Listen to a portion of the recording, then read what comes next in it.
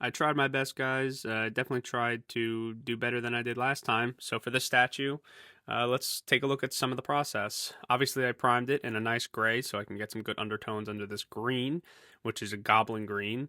It took almost the entire bottle of that goblin green to paint him because he is just massive.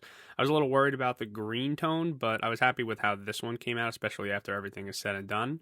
I went in with an olive green to really get into the muscle depth, and from here it looks great, and then you just have to add that extra depth.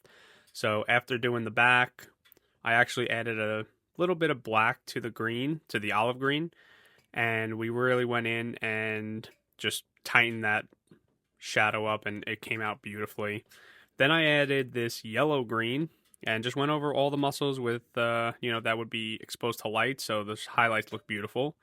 We had this purple flash and this purple color, and we did the shadows and we did the base coat for the pants. You see the white shirt and you see the skins underneath, so that came out really nice.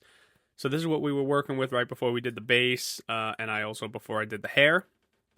So for the base, I went with this dark brown.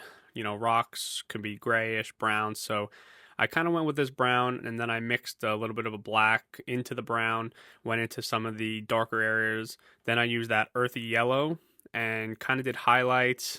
I also did like a dry brush with some white and silver just to add a little bit more depth to it, and I think it came out really nice. This part of the base, I actually didn't really film any of it. It's like a giant metal thruster kind of thing. So this is me just painting a little detail on it. Here's the head. I am terrible at doing pupils for eyes, so I was like, okay, well, the white in his eyes make him look even more crazy. So I just left it alone.